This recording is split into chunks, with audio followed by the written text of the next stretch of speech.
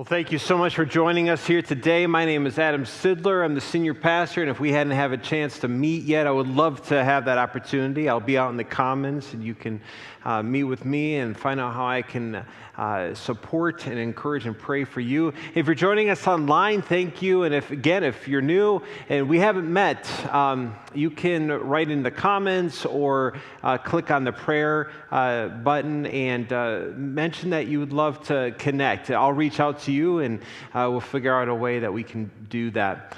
So thank you so much for being with us today. It's a beautiful Labor Day weekend, is it not? Man, it's been wonderful. And today's gorgeous, so thankful for that. You know, it's interesting. I'm looking forward to September 19th for that Back to Church Sunday, and just really the fall. You know, things kind of, kick back into high gear. I'm thankful for that. And then this summer, it's been, I've heard it and I've read it. People are calling the summer of revenge. Have you heard this? Getting back on what they couldn't do last summer, and to find ways for us to reconnect this fall. I'm excited about that. Anyways, we are in a series called The Three-Legged Stool. And before I tap into that and talk about what we're going to dive into this week, two important and family items I want to bring up. Over the last handful of weeks, we've had two amazing individuals, people of our church family who passed away, Truman and Artis. And if you knew them, you know how wonderful each of them were. If you didn't, just know that our church is better because of them. But I wanted to give you some details if you desire to be a part of the visitation and the funerals. On September 25th, is Truman's funeral, September 25th. It's here at the church. 2 p.m. is the visitation. 3 p.m. is the funeral. And then on September 9th, so this week, Artis Kettleson, her visitation will be at 10 a.m. and her funeral will be at 11. So if you would like to come to either of those, you're certainly welcome. So, three-legged stool. Last week we talked about what it means in regards to our mission here at North Haven. What is that? How are we committed to it? So let's look at this mission statement together. This mission statement, you'd find this on the website. You find this in our Constitution and bylaws. The mission of North Haven Church is as follows. We at North Haven connect at a deeper level to Christ by intentionally pursuing a growing relationship with Him, and to each other by purposely building loving relationships, and to our community by actively working together to introduce families to Christ. So that's our mission statement. That's who we are and why we do what we do. So there's three legs to that stool. So if we're thinking, all that we attempt to set upon North Haven, it's held up by these three legs.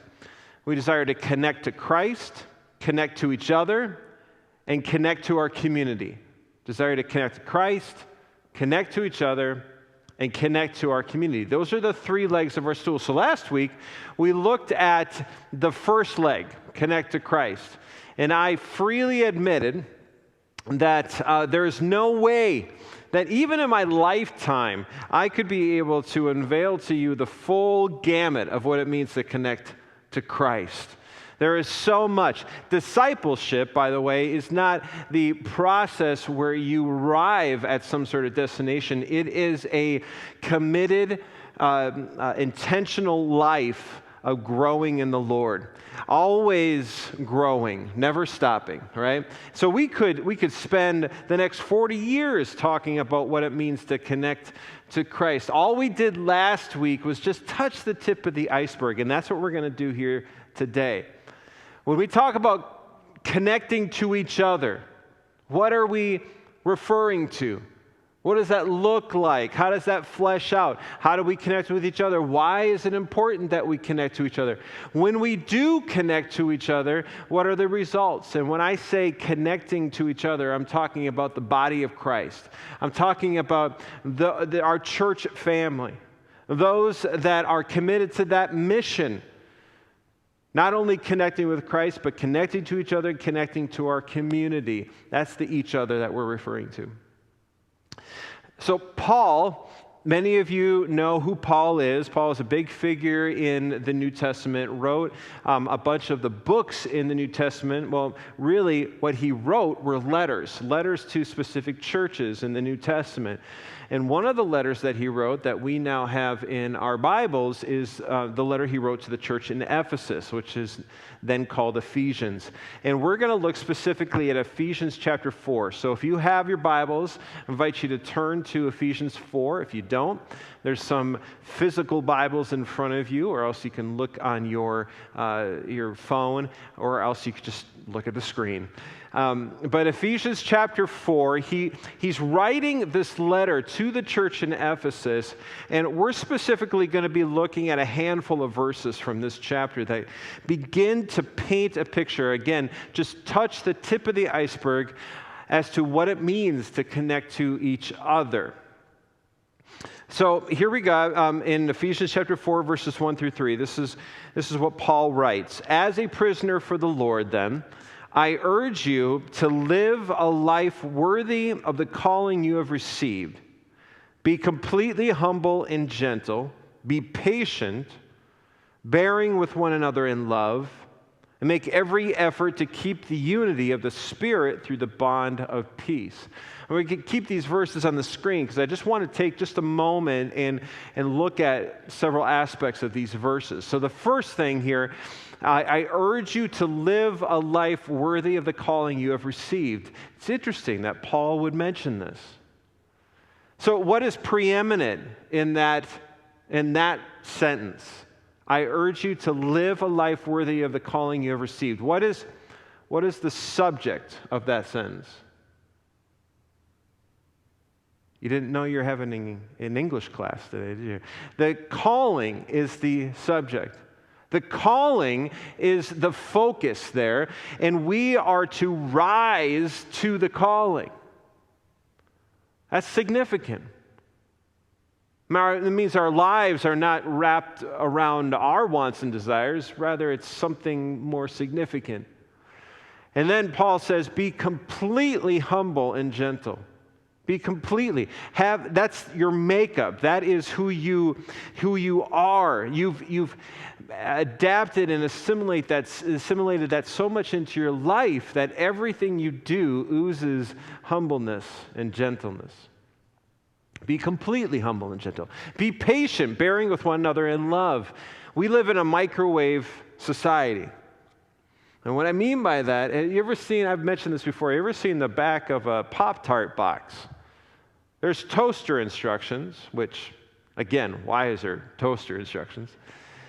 But then, even more crazy, there are microwave instructions. Do you know how long it takes to microwave a Pop-Tart according to 3 seconds? 3 seconds. If you need to microwave a Pop-Tart for 3 seconds, let's chat after the service, all right? We live in a microwave society. We expect things immediately. That's our instinct. Because of sin, we have this immediate expectation for all things in our lives. But God doesn't work in the immediate. You know, when we look at the Word of God and we thumb through its pages, we get this illusion that these are days, but these are hundreds of years. Just even a few pages in the Old Testament can span the width of 100, 200, 300 years. Isn't that crazy? God doesn't work in our time, all right? God works in His time, which is no time. Being patient, bearing with one another in love. The church is made up of a bunch of people, and because the church is made up of a bunch of people, the church is flawed. Because people are flawed. We have to accept that. We aspire to pursue righteousness and pursue the glory of God, but we have to understand we're interacting. Church is done in relationship, and relationships are messy. And so the church can get messy. It can get hard and get difficult, but it's also beautiful. We need to bear with one another in love, and then make every effort to keep the unity of the Spirit through the bond of peace. What is Paul saying here? Does it come natural for us to be unified? Is that just a natural result? Yes or no? No. So the only way that we can be unified is to make every effort.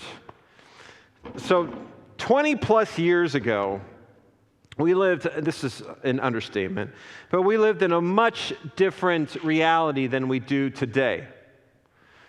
20 plus years ago, obviously many things are different, but one significant way in which life was different 20 plus years ago than it is today is one that we really take for granted. I want to kind of unpack it for you.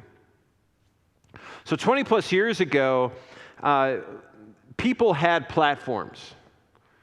People had platforms, and they either took advantage of those platforms or they used them with great respect.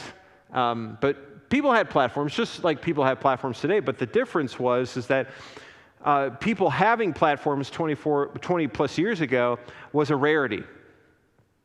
It wasn't common. So people having the ability to have influence in the lives of others. People, 20 plus years ago, even 20 years ago, there was the internet, but just because there was the internet didn't mean that everybody had a platform. If you maybe had a blog, or maybe you were a politician, or maybe you were a pastor, maybe you were a prominent member of your neighborhood or your community. But here's the deal, 20 plus years ago, yes, people had platforms like they do today, but it was rare. Not everybody did.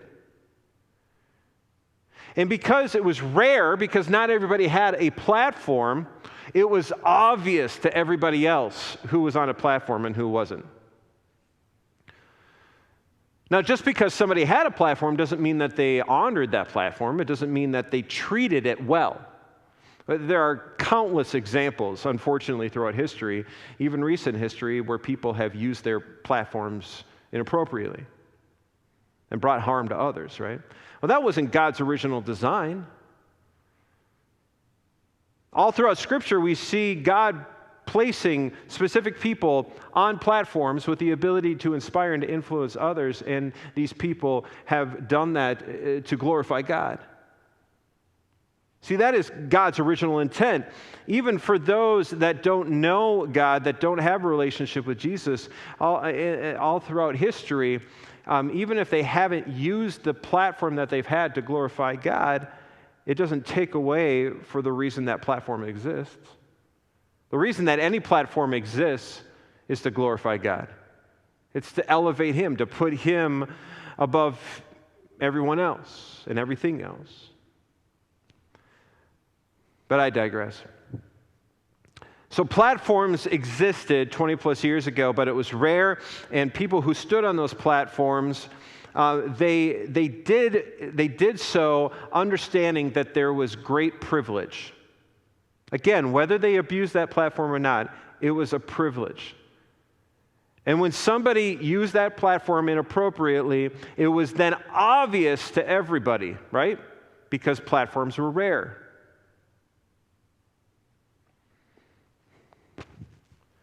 You see, the way that life looked 20 plus years ago is like this. And forgive me, I'm using these really creepy nutcrackers, but we'll get through it together. So imagine this represents 20 plus years ago, where platforms were rare. And when someone stood on a platform, like I said, it was obvious to everybody around them. They stood above. They could be heard or witnessed more so than many others. And the people that were obvious as to this individual's platform, they could decide, do I follow this person? Do I listen to that person, or do I ignore? But there was no ignoring that person was on a platform. It was obvious. And as I mentioned, it came with great responsibility. I should be able to push that down.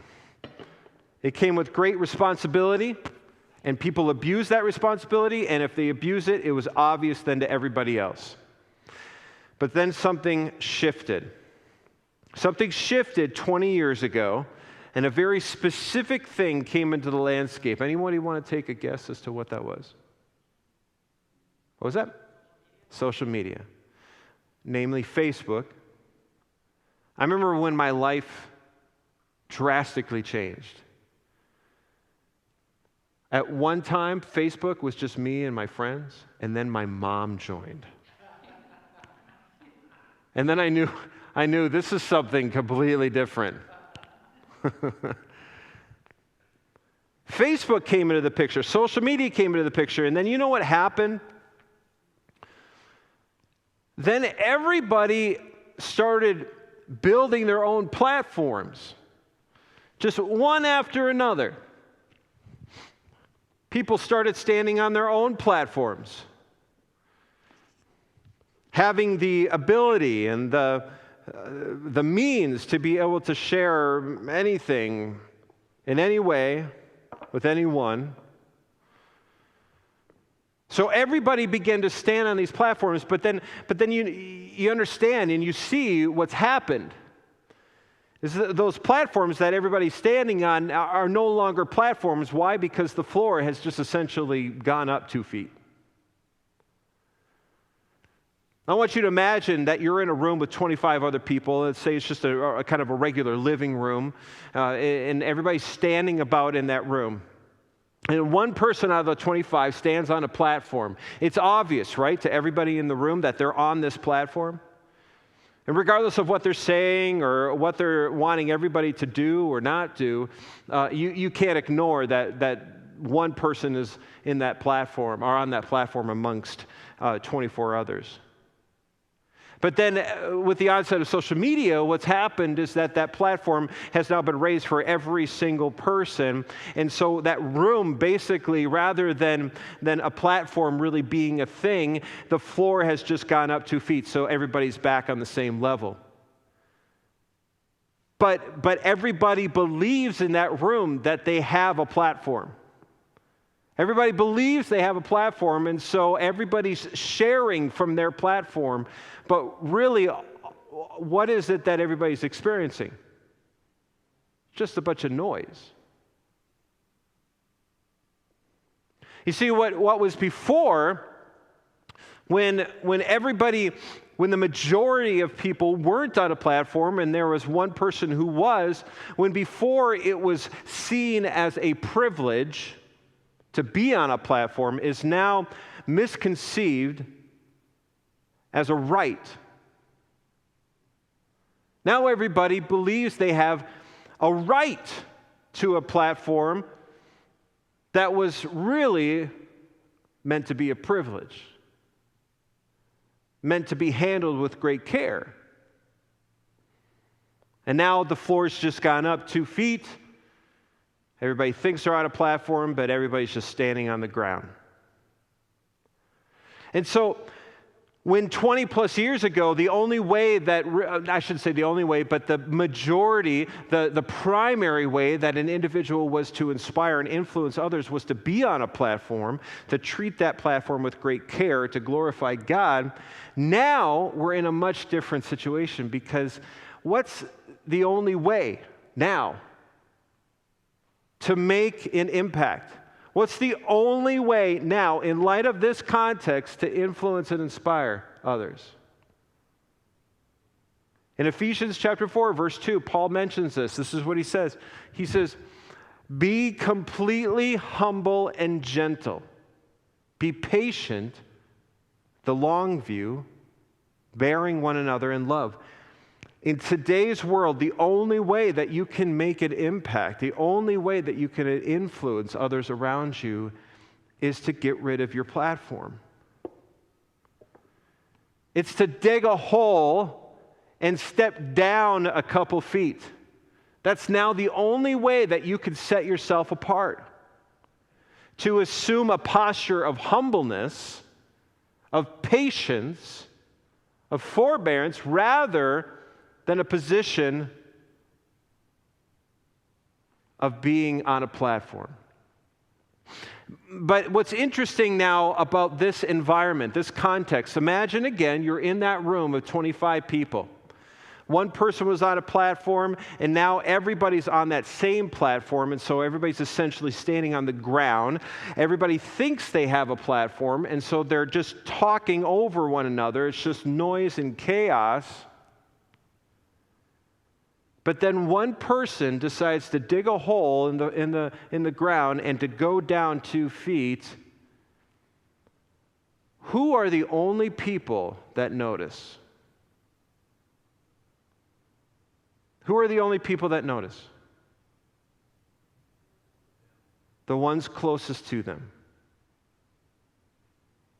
You see, before, when one person stood on a platform amongst others, you could make a grand impact. You could make a grand influence around a multitude of people, where now in our society, even though that exists, it is the minority. The primary way now that we can make an impact, that we can influence others, is to be humble and patient and to dig down and to step down from our platform. But when we do so, it's only obvious to the ones who are closest to us. And so the only people that we can influence, inspire, the primary people that we can influence and inspire are the ones that are closest to us. Our family, our friends, our coworkers, our neighbors, the people that are in our circle. And that requires relationship. It requires connection to one another. It is a patient, humble approach. But what's really cool about this, and I want to make something clear here, I'm not standing up here and saying that you should ban Facebook. What I am saying is that if you aren't using, and again, I'm going to say this, your make-believe platform, if you aren't using it to glorify God, by honoring others and by honoring Him, then you aren't using it well. But yet, if you take a humble approach and you understand the need to humble oneself and to be patient and to bear one another in love, if you do that, it's going to have a chain reaction. It's going to have a chain reaction, and then something really cool and amazing happens because you've given up your platform. It'll inspire and influence those closest to you to pursue humbleness and give up their platform. They will understand and commit with you, being patient, bearing with one another in love, and then, before you know it, the platforms have built up and have increased God's presence, not only in your life, but in the church. That's how it is that we connect to each other. We give up this idea, this myth of a platform. We humble ourselves. We desire and then intentionally live out a life in which our actions and our words and our deeds are honoring to God and honoring to others, and we bear one another in love, and we understand that our influence and inspiration is going to happen at its greatest with those that are closest to us. And we set off a chain of events that then causes the church to respond and then to exist, where all focus and glory is given to the one who truly deserves to be on the platform, and that's God Himself. That's how we connect to each other. With that in mind, I want to share a few items here with you today in light of this, because someone that I feel has exemplified this persona in their life and in their ministry is Karen Dreyer. Karen, for those of you who know her, and that's many of you, she's been the bookkeeper here for 18 years. 18 years, and she's been attending here for how long? A long time. Sorry, shouldn't have done that. For a long time. But Karen's heart and service, commitment to all of you is something that many of us have come to love and appreciate and want to honor. So she's going to be retiring after 18 years. She's going to be retiring, and we're going to have a time this next Sunday to honor her. And so during both services, we're going to bring Karen and her husband Steve up to the stage. We're going to just take a few moments and lavish on them. And then we're also going to give you each encouragement cards to write down a note of encouragement to Karen that we'll get to her by the end of the day. And then after each service, we're going to have cake out in the commons and a chance to connect with her, but not just any cake, the best cake. Keys cake, Karen's favorite. So you definitely want to invite your friends to that, right? But that's going to be great. So in light of that, obviously Karen stepping out of such an important role needs to be addressed. And this has been something I've known about for months and have been praying and not only talking to Karen and staff about, but also the elders.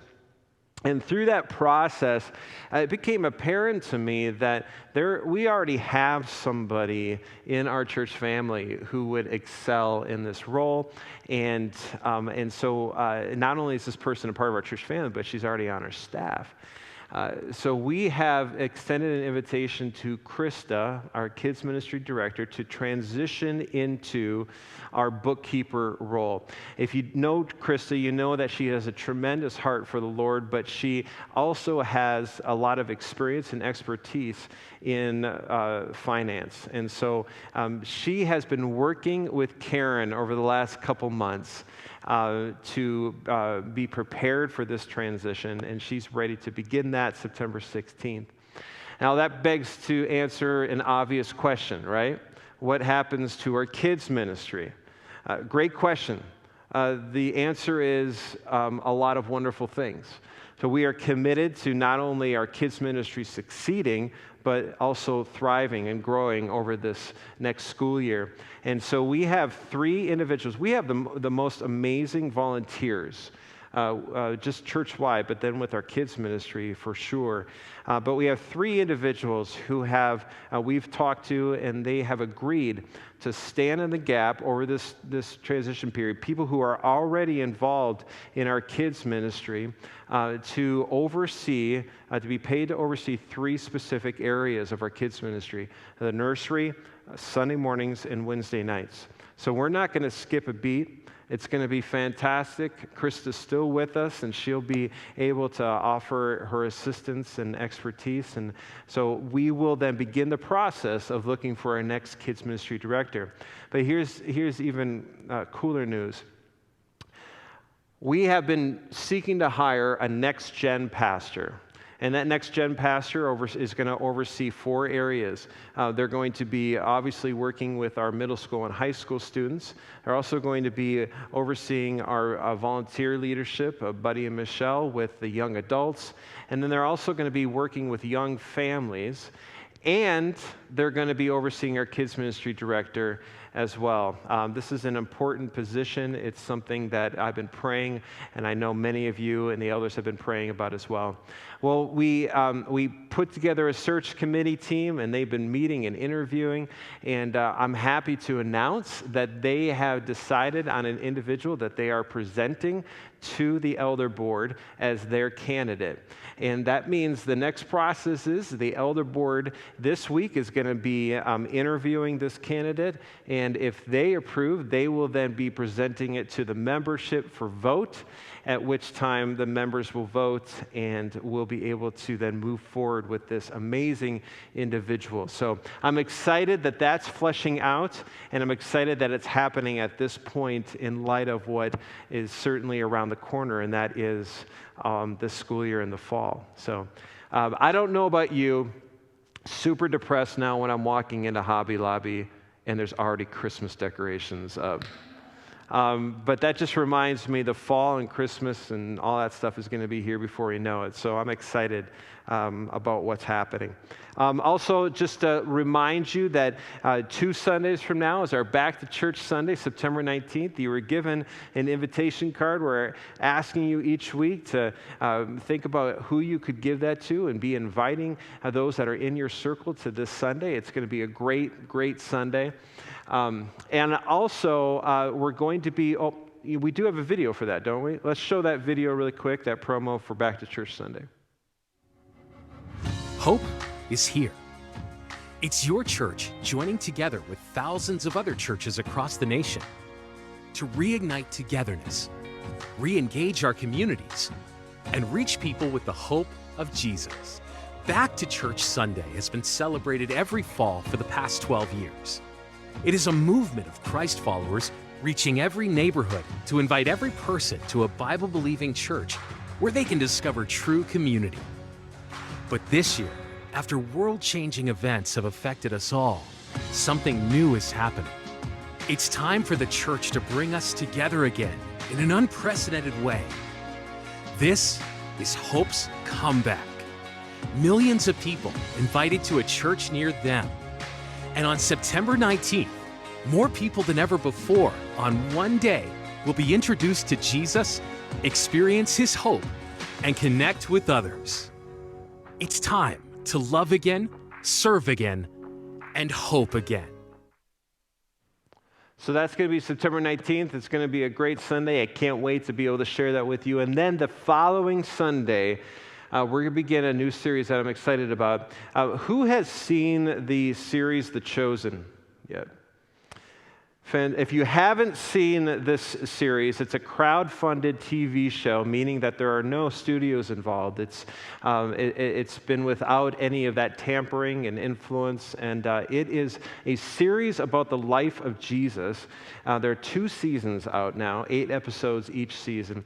We're going to take 8 weeks, starting September 26th, where we go through that first season of The Chosen. So we're going to be doing that together with small groups and then diving into that during our services. We're going to have, hopefully we're going to be able to put together some viewing parties as well. So I can't wait to do that. It's going to be a great time together. Season 1 of The Chosen, September 26th.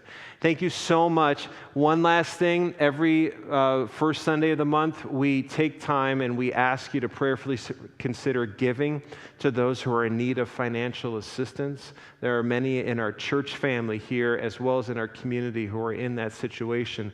And so as God feels led, we ask that you give to that. There are ushers in the back as you leave. Thank you so much. God bless.